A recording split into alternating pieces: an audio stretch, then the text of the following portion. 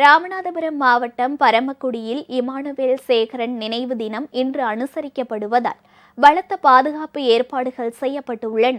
அவரது நினைவிடத்தில் ஏராளமானோர் அஞ்சலி செலுத்தி வருகின்றனர். பரமக்குடியில் இன்று இமானுவேல் சேகரனின் 67ஆம் ஆண்டு நினைவு தினம் அனுசரிக்கப்பட்டு வருகிறது. அவரது நினைவிடத்தில் இமானுவேல் சேகரனின் மகள் பிரபாராணி மற்றும் குடும்பத்தினர், உறவினர்கள் மலர் வளையம் வைத்து அஞ்சலி செலுத்தினர். இமானுவேல் சேகரனின் சொந்த ஊரான செல்லூர் மற்றும் சுற்றுவட்டார கிராமத்தைச் சேர்ந்த ஏராளமானோர் அஞ்சலி செலுத்தினர்.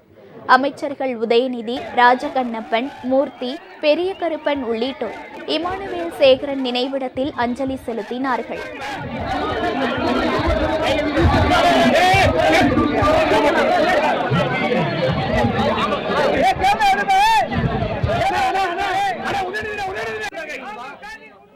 தமிழ்நாடு காங்கிரஸ் கமிட்டி தலைவர் செல்வ பெருந்தகை தனது கட்சியினருடன் இமானுவேல் சேகரன் நினைவிடத்தில் அஞ்சலி செலுத்தினார்.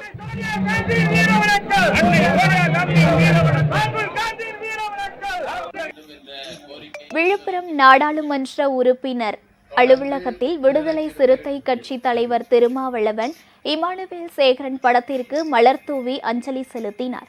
அவருடன் MP ரவிக்குமார், காட்டுமன்னார் கோவில் சட்டமன்ற உறுப்பினர் சிந்தனை செல்வன் உள்ளிட்ட நிர்வாகிகள் உடனிருந்தனர்.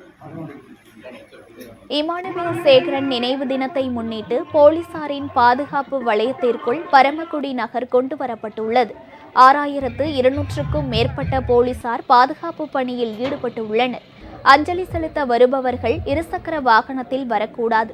மீறினால் உரிய நடவடிக்கை எடுக்கப்படும் என தென்மண்டல IG பிரேம் ஆனந்த் சின்ஹா எச்சரித்துள்ளார்.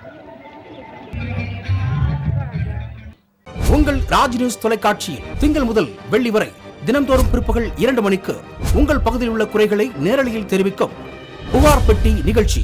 பங்கு பெறுங்கள், பயனடையுங்கள், காணத் தவறாதீர்கள்.